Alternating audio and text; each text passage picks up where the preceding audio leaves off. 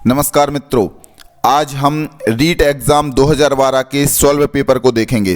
दोस्तों, कई मित्रों ने कमेंट किए कि आप रीट एग्ज़ाम की तैयारी कराइए। तो दोस्तों, मैंने संस्कृत भाषा के कुछ पेपर खोजे और उनको सॉल्व करके आप तक पहुंचाने का प्रयास यहां पर मैं कर रहा हूं। आप वीडियो को पूरा देखें और देखने के साथ साथ दोस्तों आप हमारे चैनल पीएम क्लासेस को सब्सक्राइब कर लें। इस वीडियो में 30 प्रश्न हैं, जिसमें यह जो रीट एग्ज़ाम 2012 है लेवल 1 का है और पार्ट 1 वीडियो यह है, पार्ट 1 है। इसके बाद जो भाषा 2 में भी संस्कृत आती है उसकी भी वीडियो में आगे लेकर आऊँगा। तो दोस्तों, यह वीडियो संस्कृत भाषा के 30 प्रश्नों का है। सीटेट, एमपीटेट, यूपीटेट, एचटेट में भी यह वीडियो बहुत उपयोगी, क्योंकि एक से प्रश्न इन सभी परीक्षाओं में पूछे जाते हैं। तो दोस्तों, आप सभी इस वीडियो को देखें और आगे मित्रों को शेयर करें। तो दोस्तों, देखते हैं हम संस्कृत भाषा के रीट के 2012 का सॉल्व पेपर। रीट जो दोस्तों है 2012 में आरटेट नाम से था, तो दोस्तों वही पेपर है। वैसे ही प्रश्न अभी भी आते हैं, तो आप इस वीडियो को जरूर देखें। सबसे पहले यहाँ पर गद्य पद्य दिए हुए हैं। इन गद्य पद्य में से हम प्रश्नों को देखेंगे। गद्यांश यहाँ पर है, तो पढ़ते हैं गद्यांश को, उसका अर्थ समझते हैं, फिर हम आगे प्रश्नों को देखेंगे। संस्कृत भाषा भारतीय भाषाणाम जननी अस्ति। संस्कृत भाषा भारतीय भाषाओं की जननी है। संस्कृत भाषा भारतीय भाषाओं की जननी है। अनया भाषया सर्वा प्रांतीय भाषा अनुप्राणिता प्रभाविता च सन्ति। अनया भाषया, इस भाषा के द्वारा ही, किस भाषा के? संस्कृत भाषा के द्वारा ही। सर्वाह प्रांतीय भाषा, सभी प्रांत की भाषाएं, सभी प्रदेश की भाषाएं अनुप्राणिता भवन्ति, अनुप्राणित होती। अनुप्राणिता भवन्ति प्रभाविता च सन्ति, प्रभावित हैं और अनुप्राणित है, जी रही हैं और प्रभावित भी हैं, क्योंकि सभी भाषाओं में संस्कृत भाषा के शब्द आए हुए हैं। इयम भाषा अतीव सरला मधुरा चास्ति, और जो यह भाषा है यह अतीव सरला, अतीव सरल है और मधुर भाषा है, प्रिय भाषा है। श्रुति स्मृति उपनिषद पुराणम दर्शनम अन्यानि च शास्त्राणि संस्कृते एव रचितानि। श्रुति स्मृति उपनिषद पुराणम दर्शनम अन्यानि च शास्त्राणि। श्रुति स्मृति, श्रुति कहते हैं दोस्तों वेदों को, तो वेद, स्मृति, उपनिषद, पुराण, दर्शन, सभी और अन्य ग्रंथ भी, शास्त्राणि, सभी शास्त्र संस्कृत एव रचितानि सन्ति, संस्कृत में ही रचे हुए हैं। श्रुतया चतस्राः सन्ति, श्रुति 4 हैं, ऋक् यजुः साम अथर्व। श्रुतीनाम आशयम स्मृतयः प्रतिपादयन्ति। श्रुतीनाम, श्रुति के आशय को स्मृतियः प्रतिपादयन्ति, स्मृति बताती हैं। वेदों के आशय जो है, वेदों का जो अर्थ है वह कौन बताता है? स्मृति बताती हैं। वेदों के अर्थों को और वेदों में वर्णित विषय को भी स्मृति प्रतिपादन करती हैं। यद्यपि बहवा स्मृतयः सन्ति, यद्यपि बहवा मतलब बहुत सी स्मृतियां हैं, तथापि मनुस्मृति याज्ञवल्क स्मृति चेति द्वे स्मृति प्रसिद्धेस्ता। यह दोनों स्मृतियां बहुत प्रसिद्ध हैं, मनुस्मृति और याज्ञवल्क स्मृति। तो दोस्तों, इस प्रकार यह एक संस्कृत भाषा के ऊपर गद्यांश था। अब हम इनमें से प्रश्नों को देखते हैं। तो यहाँ पर पहला प्रश्न है, श्रुतीनाम आशयम कः प्रतिपादयन्ति। श्रुतीनाम आशयम कः प्रतिपादयन्ति, श्रुति के आशय को कौन प्रतिपादित करता है? तो दोस्तों, यहाँ पर हमने ये पढ़ा हुआ था, श्रुतीनाम आशयम स्मृतयः प्रतिपादयन्ति। तो इसका राइट आंसर है स्मृतयः, तो इसका राइट आंसर हो जाएगा बी। अगला प्रश्न है, यद्यपि इत्यत्र संधि विच्छेदः का। यद्यपि, इसका संधि विच्छेद क्या है? तो यद्यपि का संधि विच्छेद होगा यदि प्लस अपि। यदि प्लस अपि, यह यद्यपि का संधि विच्छेद है। अगला प्रश्न, चतस्रः इत्यस्य पदस्य पुल्लिंगे रूपम भवेत्। चतस्रः, इस पद का पुल्लिंग में क्या रूप होगा? चत्वारि, चतुरः, चतस्रः, चत्वारः। तो दोस्तों, हम देख सकते हैं चत्वारि जो है यह नपुंसक लिंग में बनता है, और जो चतस्रः है यह स्त्रीलिंग में बनता है। चत्वारा जो है पुल्लिंग में बनता है। ये चतुरा जो है ये चतुर शब्द से ही बने हुए हैं, ये रूप कहीं भी नहीं बनता है वैसे। और बनता भी है तो यह द्वितीया विभक्ति बहुवचन में बनता है। तो दोस्तों यह जो चत्वारा है यह है पुल्लिंग का रूप। तो इसका राइट आंसर है, पुल्लिंग का रूप पूछा गया था तो इसका राइट आंसर है डी। अगला प्रश्न, स्तः इति पदम लंग लकारे परिवर्तयत। स्तः इस पद को लंग लकार में परिवर्तन करना है। तो दोस्तों जो स्तः है यह है अस्ति स्तः सन्ति। यह जो है प्रथम पुरुष द्विवचन का रूप है। तो लंग लकार में जब हम परिवर्तन करेंगे तो हम प्रथम पुरुष द्विवचन के ही रूप को बताएंगे, ना कि प्रथम पुरुष एकवचन, ना प्रथम पुरुष बहुवचन। तो प्रथम पुरुष द्विवचन का रूप लंग लकार में, लंग लकार के रूप चलते हैं अस धातु से आसीत, आस्ताम, आसन। तो जो प्रथम पुरुष द्विवचन का रूप है वह है आस्ताम। तो इसका राइट आंसर हो जाएगा बी। अगला प्रश्न, स्मृति इत्यत्र कहा प्रत्यय। स्मृति यहाँ पर कौन सा प्रत्यय है? तो स्मृति में स्मृति धातु से तिन प्रत्यय दोस्तों हुआ है। तिन प्रत्यय हुआ है। तो यहाँ पर जो प्रत्यय है वह है तिन। कितिन प्रत्यय भी इसको बोलते हैं कई लोग। तो अक्तिन प्रत्यय यह यहाँ पर यह है तिन प्रत्यय। इसमें से का की संज्ञा हो जाती है और ना की संज्ञा हो जाती है, ती बचता है स्मृति। यह जो तिन प्रत्यांत रूप होते हैं यह हमेशा स्त्रीलिंग में ही चलते हैं। अगला प्रश्न, कति स्मृतयः प्रसिद्धा सन्ति। कितनी स्मृति प्रसिद्ध हैं? कितनी स्मृति प्रसिद्ध हैं? तो दोस्तों गद्यांश में बताया हुआ था द्वि स्मृति चेति द्वि स्मृति प्रसिद्धा स्तः प्रसिद्धे स्तः। कौन कौन सी? मनुस्मृति और याज्ञवल्क स्मृति। तो यहाँ पर हम देख सकते हैं कौन सी स्मृति प्रसिद्ध हैं। तो इसका राइट आंसर है द्वि। अगला प्रश्न दोस्तों, स्मृति इत्यस्मिन् पदे का विभक्ति। स्मृति इस पद में कौन सी विभक्ति है? किम वचनम च। और वचन क्या है? प्रथमा एक वचनम, द्वितीया एक वचनम, प्रथमा द्विवचनम या फिर द्वितीया बहुवचनम। तो दोस्तों इसका जो राइट आंसर है आप समझ गए होंगे। इसके रूप कैसे चलते हैं? स्मृति, स्मृति, स्मृतयः, इस प्रकार रूप चलते हैं। गति, गति, गतयः, इस प्रकार के। तो दोस्तों यहाँ पर जो रूप है यह है प्रथमा विभक्ति प्रथम पुरुष प्रथमा विभक्ति द्विवचन का रूप है। प्रथमा विभक्ति द्विवचन का। प्रथमा विभक्ति एक वचन में बनेगा स्मृति ही, जिसमें विसर्ग होगा। लेकिन जो स्मृति है यह है प्रथमा विभक्ति द्विवचन का रूप।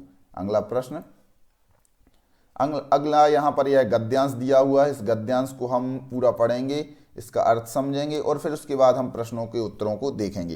तो हम गद्यांश को पुनः पढ़ते। दोस्तों यहाँ पर पद्यांश नहीं आए हुए हैं, तो कई बार पद्यांश भी पूछ लिए जाते हैं, गद्यांश भी पूछ लिए जाते हैं और पद्यांश भी पूछ लिए जाते हैं। तो आप निश्चिंत रहें, आप जो भी पूछें चाहे गद्यांश हो चाहे पद्यांश हो, आप उनके प्रश्नों के उत्तरों को देने के लिए तैयार रहें।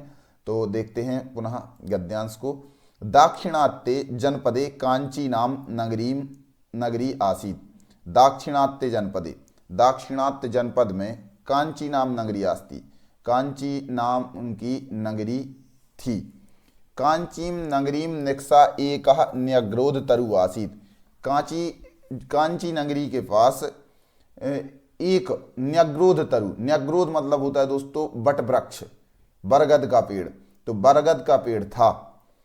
लघुपतनकः नाम बायसः तम तरुम अधितिष्ठति। इसमें लघुपतनकः यह नाम है, लघुपतनका यह नाम है। किसका नाम है? बायसा। बायस मतलब होता है कौआ। तो लघुपतनकः नाम का कौआ तम तरुम उस वृक्ष पर अधितिष्ठति इसमें रहता था। सा मतलब वह कौआ, एकदा एक बार, वह कौआ एक बार, तरुम निक्सा, तरुम निक्सा मतलब होता है तरु के पास, पेड़ के पास, वृक्ष के पास, कंचन कोई, दुरात्मानम दुरात्मा, दुरात्मा मतलब दुष्ट आत्मा, दुष्ट, व्याधम अपश्यत, व्याधम मतलब होता है बहेलिया, शिकारी। तो शिकारी को देखा। एक बार उस तरु ने एक बार उस कौए ने अपने उस बरगद के पेड़ के पास किसी दुष्ट आत्मा व्याधम शिकारी को देखा। तम दृष्ट्वा, उस शिकारी को देख करके, सा अचिंत्यत, उसने सोचा, उस शिकारी को देख करके कौए ने सोचा, धिक एतम पापात्मानम यह प्राणिनः हंति। धिक मतलब धिक्कार हो, एतम पापात्मानम, इस पापात्मा को, धिक्कार हो इस पापात्मा को, यह प्राणिनः हंति, जो प्राणियों को मारता है, जो प्राणियों को मार देता है, ऐसे पापात्मा को धिक्कार है। इस प्रकार कौए ने कहा।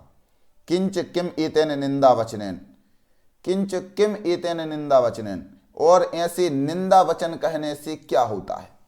इस प्रकार उसने कौए ने कहा, इस प्रकार के निंदा वचनों को बोलने से क्या फायदा, क्या लाभ।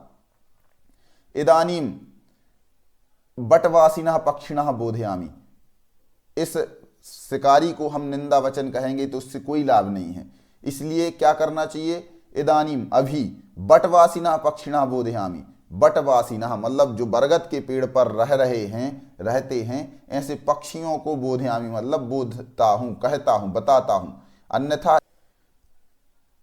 अन्यथा ऐसा व्याधा तान गृहीष्यति, अन्यथा यह जो व्याध है, शिकारी है, उनको ग्रहण कर लेगा, पकड़ लेगा। ततः सा सर्वान् बटवासिनः पक्षिणः अबोधयत्, फिर उसके बाद उसने सभी बटवासी जो पेड़ पर रह रहे थे उन पक्षियों को कहा, भो पक्षिणः, हे पक्षियों, दुर्मनसं व्याधम पश्यत, देखो इस दुर्मन मतलब जिसके मन में दुष्टता भरी है, ऐसे मनस वाले व्याधम मतलब शिकारी को देखो। ऐसा हस्ते तंडुलान जालम च गृहीत्वा आगच्छति, यह जो हस्ते हाथ में तंडुलान मतलब चावलों को और जाल को लेकर के आ रहा है। जालम प्रसारिये, जाल को फैला करके, तंडुलान विकरिष्यति, तंडुलों को फैलाएगा, पहले जाल को फैलाएगा फिर चावलों को बिखेरेगा। तंडुलान खादितुम मा गच्छत, चावलों को खाने के लिए मत जाना। अन्यथा सा भवतः सर्वान् जालेन बद्ध्वा नेष्यति, नहीं तो वह आप सभी को जाल में बांध करके ले जाएगा। इस प्रकार दोस्तों यह एक कहानी का एक गद्य है।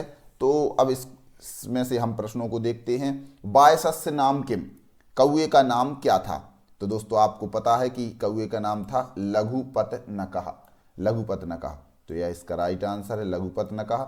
अगला प्रश्न, प्रसार्य इत्यत्र कः प्रत्ययः, प्रसार्य में कौन सा प्रत्यय। देखो दोस्तों इसमें से व्याकरणात्मक प्रश्न भी आते हैं, जैसे अब यहाँ पर प्रसार्य शब्द में प्रत्यय पूछ लिया, अब जो कि है इससे रिलेटेड नहीं है, इसमें सिर्फ प्रसार्य शब्द आया है, ना कि इसमें व्याकरण बताई गई है, लेकिन फिर भी आप लोगों को व्याकरणात्मक प्रश्न भी आ सकते हैं। तो प्रसार्य में जो प्रत्यय है, यहाँ पर उपसर्ग है, श्री धातु है, और यहाँ पर प्रत्यय जो है वह है ल्यप प्रत्यय, ल्यप प्रत्यय। त्वा प्रत्यय के स्थान पर ल्यप प्रत्यय हुआ है क्योंकि प्रा उपसर्ग आगे आ गया है, तो प्रसार्य में है ल्यप प्रत्यय।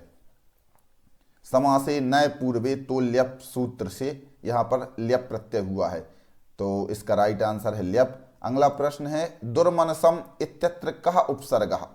अब देखिए यहाँ पर उपसर्ग पूछ लिया गया है, दुर्मनसम में कौन सा उपसर्ग है।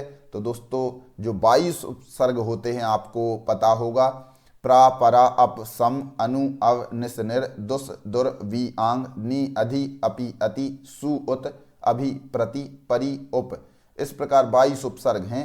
तो यहाँ पर जो उपसर्ग है, यहाँ पर है दुर उपसर्ग, दुर उपसर्ग यहाँ पर है, दुर उपसर्ग। अगला प्रश्न, पश्यत इत्यत्र धातु लकार पुरुष वचनानि कानि। पश्यत में धातु लकार पुरुष और वचनों को बताना है। पश्यत यहाँ पर धातु लकार और पुरुष वचनों को हम देखते हैं। दृश्य धातु लट लकार मध्यम पुरुष बहुवचन, या फिर पस धातु लोट लकार मध्यम पुरुष एक वचन, या फिर दृश्य धातु लोट लकार मध्यम पुरुष बहुवचन, या फिर दृश्य धातु लंग लकार प्रथम पुरुष एक वचनम। तो दोस्तों आप देख सकते हैं यहाँ पर पस धातु तो नहीं है, धातु क्या है, दृश्य, तो ये तो गलत हो गया। अब इसके बाद पश्यत जो रूप है यह जो बनता है लट लकार में, तो यह रूप कहीं भी नहीं बनता है। पश्यति, पश्यतः, पश्यन्ति, पश्यसि, पश्यथा, पश्यथ, पश्यथ बनता है, था वाला, ता वाला नहीं बनता है। पश्यत, पश्यामि, पश्यावः, पश्यामः, तो यहाँ पर भी रूप नहीं बनता है लट लकार में, इसलिए ए नहीं है। इसके बाद अब देखते हैं डी। तो डी में लंग लकार में जो है आ आगे आता है, अपश्यत, अपश्यताम, अपश्यन, तो यहाँ पर आ आगे नहीं है, इसलिए ए वाला भी गलत है। अब बचा आपका सी, तो सी यह बिल्कुल राइट आंसर है, क्योंकि लोट लकार मध्यम पुरुष बहुवचन में यह रूप बनता है। पश्यतु, पश्यताम, पश्यन्तु, यह प्रथम पुरुष है। मध्यम पुरुष में पश्य, पश्यतम, पश्यत, तो पश्यत जो बहुवचन का रूप है यह बन गया यहाँ पर, तो इसका राइट आंसर है सी। अगला प्रश्न, धिक एतम पापात्मानम यह प्राणिनः हन्ति। धिक एतम पापात्मानम यह प्राणिनः हन्ति। रेखांकित पदे का विभक्ति, रेखांकित पद यहाँ पर है पापात्मानम, और इसमें कौन सी विभक्ति है? तो पापात्मानम में दोस्तों आप समझ गए होंगे, धिक एतम पापात्मानम, यहाँ पर जो है द्वितीय विभक्ति है, द्वितीय विभक्ति। अगला प्रश्न दोस्तों जो है वह है, तरुम निक्सा कीदृशम व्याधम अपश्यत। तरुम निक्सा कीदृशम व्याधम अपश्यत। तरु के पास, पेड़ के पास कैसा व्याध देखा था? सुखात्मानम, गतात्मानम, दुरात्मानम या सत्यात्मानम। तो दोस्तों यहाँ पर शब्द आया था दुरात्मानम, तो दुरात्मानम यह राइट आंसर है। अगला प्रश्न, कंचन इत्यत्र संधि विच्छेदः करणीयः। कंचन इस पद का हमें संधि विच्छेद करना है, तो किम चन, यहाँ पर किम चन दिया है, कह चन दिया है, कम चन दिया है, कम चन दिया है। तो दोस्तों इसका जो राइट आंसर है, देखो किम और चन यह तो हो नहीं सकता, कह चन कश्चन बनता है, क्योंकि यहाँ पर विसर्ग का सा हो जाएगा, और यह शब्द कोई है ही नहीं। कम शब्द होता है और चन होता है, तो कंचन, इस प्रकार यह कंचन, सी इसका राइट आंसर है, सी। डी भी दोस्तों हो सकता है, लेकिन डी को हम इस प्रकार सही नहीं कहेंगे, क्योंकि जो मुख्य रूप है कम रूप वह बनता है कम। कहा कऊ के, कम कऊ कान, तो कम जो है यह बनता है। इसके बाद माँ को जो अनुस्वार बना देते हैं तो फिर एक कम हो जाता है, तो इसको हम कथनचित सही कह सकते हैं, लेकिन पूर्ण रूप से शुद्ध है तो सी है। अगला प्रश्न, संस्कृत शिक्षणे संप्रेषणोपागमे कस्य प्रधानता वर्तते। संस्कृत शिक्षण में संप्रेषण उपागम में किसकी प्रधानता है? तो दोस्तों यहाँ पर अभी यह जो प्रश्न है पेडोगोजिकल प्रश्न है, शिक्षा शास्त्र से प्रश्न आ रहे हैं, तो संस्कृत के शिक्षा शास्त्र से भी हम प्रश्नों को देखते हैं। संस्कृत शिक्षण में संप्रेषण उपागम में किसकी प्रधानता है? पुस्तकस्य पुस्तक की, श्यामपट्टस्य श्यामपट्ट की, अध्यापकस्य अध्यापक की, या फिर छात्रस्य छात्र की। तो इसका दोस्तों जो राइट आंसर है वह है संस्कृत शिक्षण में संप्रेषण उपागम में अध्यापक की बहुत आवश्यकता है। अध्यापक के माध्यम से ही संप्रेषण सही तरीके से हो पाएगा। संस्कृत अध्यापने, संस्कृत के अध्यापन में दृश्य श्रव्य साधनम किम। दृश्य और श्रव्य साधन क्या हैं? दूरदर्शनम, ध्वनि यंत्रम, श्यामपट्टः, एतानि सर्वाणि। दृश्य और श्रव्य साधन को हमें बताना है, तो संस्कृत के अध्यापन में दृश्य और श्रव्य साधन हैं जो वह हैं ए दूरदर्शनम। दृश्य और श्रव्य साधन पूछे हुए हैं दोस्तों, तो जिसको हम देख भी सकते हैं और सुन भी सकते हैं। ध्वनि यंत्रम को सिर्फ हम सुन सकते हैं, देख नहीं सकते।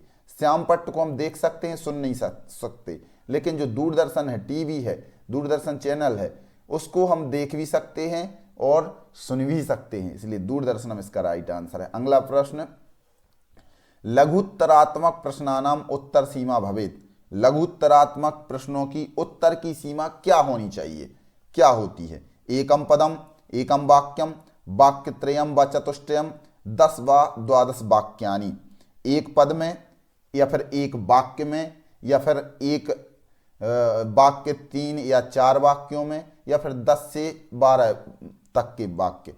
तो एकम पदम मतलब होता है एक पद। एक पद, जैसे हम इस भवेत को देखें तो यह एक पद में आता है, और वाक्य देखें तो एक पूरा वाक्य बन गया है ये पूरा प्रश्न। तो एक पद या फिर एक वाक्य। तो लघुत्तरात्मक जो प्रश्न होते हैं दोस्तों, उसका उसका सही है वाक्य त्रयम व चतुष्टयम। 3 से 4 वाक्यों में लघुत्तरात्मक प्रश्न होने चाहिए, इससे ज्यादा बड़ा नहीं होना चाहिए। वाक्य त्रयम व चतुष्टयम, या तो वाक्य 3 हो या 3 से 4 वाक्य हो, बस इतना। अगला प्रश्न, विषयगत काठिन्यानाम ज्ञानम कथम भवति। विषयगत काठिन्यानाम ज्ञानम कथम भवति। तो विषयगत मतलब विषयों में आई हुई कठिनता का ज्ञान कैसे होता है? मूल्यांकन से, भाषणेन भाषण से, श्लोक गानेन श्लोक को गाने से, या परस्पर संभाषणेन परस्पर संभाषण करने से। तो इसका जो सही आंसर है दोस्तों वह है मूल्यांकन। मूल्यांकन से हमें विषयगत कठिनता का ज्ञान होता है कि इस किस विषय में किसको कठिनता है, तो मूल्यांकन से ही इसका होता है। अगला प्रश्न है, शिक्षकः कक्षायाम कम आश्रित पाठयति। जो शिक्षक है कक्षा में किसको आश्रय करके पढ़ाता है, किसको आश्रय। तो शिक्षक कक्षा में किस पर आश्रित होकर के पढ़ाता है? सुधाखंडम, पाठ्यपुस्तकम, श्यामपट्टम या सर्वम। तो शिक्षक के लिए सबसे अधिक आश्रय किसका लेता है? तो वह है दोस्तों, उसका राइट आंसर है सर्वम, सभी को आश्रय लेकर के पढ़ाता है। क्योंकि सुधाखंड से भी मतलब चाक, सुधाखंड मतलब चाक, चाक भी उसको आवश्यकता पड़ती है, पाठ्यपुस्तक की आवश्यकता होती है और श्यामपट्ट की भी आवश्यकता होती है। ये तीनों ही बहुत आवश्यक हैं शिक्षक को पढ़ाने के लिए। अगला प्रश्न, अधोलिखित वाक्यस्य वाच्य परिवर्तनम कुरुत। नीचे लिखे हुए वाक्यों के वाच्य परिवर्तन हमें करना है। सा माम पश्यति, यह जो वाक्य दिया हुआ है सा माम पश्यति, इसका हमें वाच्य परिवर्तन करना है। तो दोस्तों देखिए, सा का हम बदलेंगे।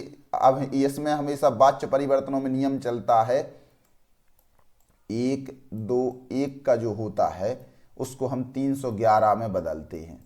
मतलब जो सब्जेक्ट होता है, कर्ता होता है, वह प्रथमा विभक्ति में, कर्म जो होता है वह द्वितीय विभक्ति में, और जो क्रिया होती है वह कर्ता के अनुसार चलती है।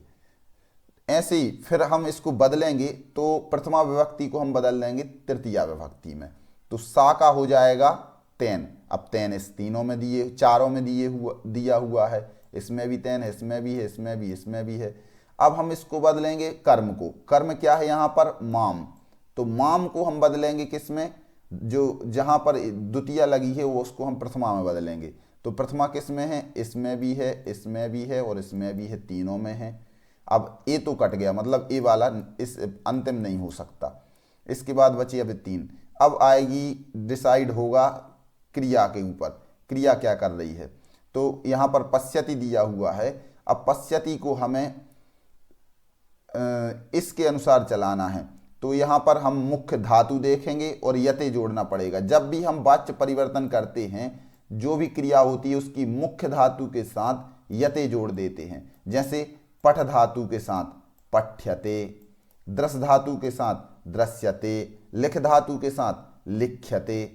तो यहाँ पर कर्ता है एक वचन का, तो क्रिया भी होगी एक वचन की, क्योंकि कर्म के अनुसार यहाँ पर क्रिया चलेगी।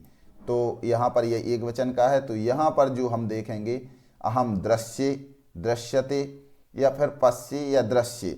तो अहम शब्द आया है, अहम है उत्तम पुरुष एक वचन का, तो उत्तम पुरुष का एक वचन का हम देखेंगे क्या है यहाँ पर? दृश्ये। तो यह है दृश्यते, दृश्यते, दृश्यन्ते, दृश्यसे, दृश्यते, दृश्यद्वे, दृश्ये, दृश्य यह जो बनता है उत्तम पुरुष एक वचन बनता है। तो इसका राइट आंसर है 1, तेन अहम दृश्ये,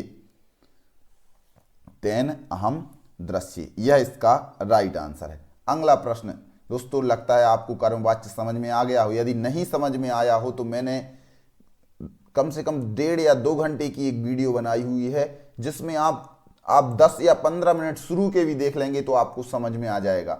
आप जरूर इस वीडियो को देखें। मैंने यहाँ पर ऊपर आपकी लिंक भी दे दी है, लिंक आ गई होगी, आप देख सकते हैं। तो यहाँ ऊपर लिंक आ गई होगी। अगला प्रश्न देखते हैं, वाक्यमिदं संशोधयत। वाक्यमिदं संशोधयत, इस वाक्य का हमें संशोधन करना है। अहम नाम गोपालः, अहम नाम गोपालः, यह जो वाक्य है यह वाक्य गलत दिया हुआ है। अब इसको हम क्या संशोधन करेंगे? अहम नाम गोपालः, अहम का अर्थ होता है मैं, नाम मतलब नाम, और गोपाला मतलब गोपाल। मैं नाम गोपाल। हम कभी ये बोलते हैं कि मैं नाम गोपाल या मैं नाम प्रवीण? नहीं बोलते ना। क्या बोलते हैं? मेरा नाम प्रवीण है। तो मेरा के लिए हम क्या कहते हैं संस्कृत में? तो अहम तो यहाँ पर लिखा हुआ है, बदलना हमें इसी को है, इन दोनों को नहीं बदलना है। तो अब आप समझ गए होंगे कि उत्तर कौन सा सही है। तो इसमें उत्तर है सी, मम नाम गोपालः, मम नाम गोपालः। नाम के कभी भी रूप ऐसे नहीं चलते हैं, नाम नामनी नामानी चलते हैं, तो ये दोनों भी हो नहीं सकते हैं। और इसमें मम दिया हुआ है, लेकिन मम यह हलंत लगा दी है, इसलिए यह मम भी गलत है। मम में कभी हलंत नहीं रहती है। तो मम नाम गोपालः, यह तीसरा बिल्कुल सही है। अगला प्रश्न, रेखांकितम पदम अधिकृत प्रश्न निर्माणम करणीयम। रेखांकित पद को अधिकार करके हमें प्रश्न निर्माण करना है। लतायाम पुष्पाणि सन्ति, लतायाम पुष्पाणि सन्ति मतलब लता में पुष्प हैं। अब हम प्रश्न कैसे बनाएंगे? तो रेखांकित पद इसमें है लतायाम, तो लतायाम यह जो रेखांकित पद है इसके स्थान पर हम प्रश्नवाचक कोई शब्द रखेंगे।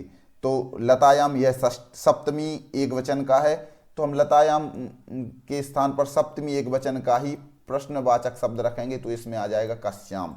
तो कस्याम पुष्पाणि सन्ति, लतायाम पुष्पाणि सन्ति।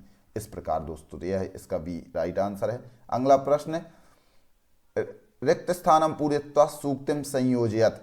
रिक्त स्थान को पूर्ति करके सूक्ति का संयोजन करना है। तो दोस्तों यहाँ पर आप देख सकते हैं, उद्यमेन ही सिद्ध्यन्ति, आपको यह श्लोक शायद याद होगा, उद्यमेन ही सिद्ध्यन्ति कार्याणि न मनोरथै। तो यहाँ पर दोस्तों सही है कार्याणि।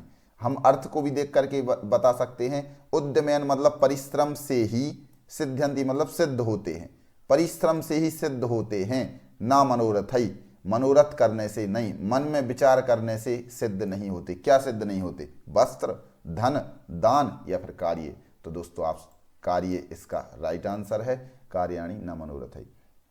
अगला प्रश्न, तुम सब मेरे साथ संस्कृत बोलो। तुम सब मेरे साथ संस्कृत बोलो। अस्य वाक्यस्य संस्कृते अनुवादम कुरुत। इस वाक्य का हमें संस्कृत में अनुवाद करना है। तो तुम सब के लिए हम क्या बोलेंगे? तुम सब के लिए बोलते हैं त्वम युवाम यूयम।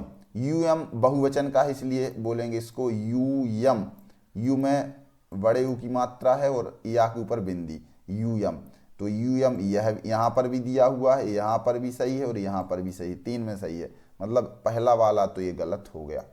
अब मेरे साथ, तो मेरे साथ, साथ शब्द जो है सह, सह बोलते हैं, और सह के साथ हमेशा आती है तृतीया विभक्ति।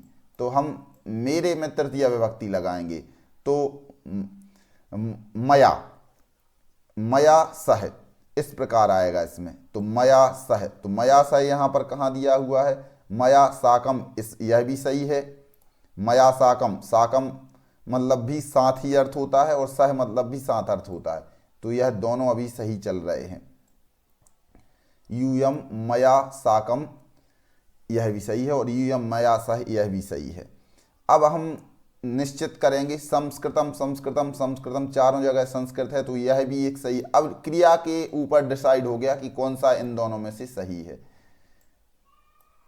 अब ए भी गलत हो गया था, ए भी गलत हो गया था। इन दोनों में से कौन सा सही है, बदत या बदताम? तो दोस्तों जो क्रिया है वह क्रिया किसके अनुसार चलेगी? क्रिया जो है वह किसके अनुसार चलेगी? यूयम के अनुसार। यूयम है मध्यम पुरुष बहुवचन का, तो मध्यम पुरुष बहुवचन की क्रिया बदतु बदताम बदंतु, बद बदतम बदत।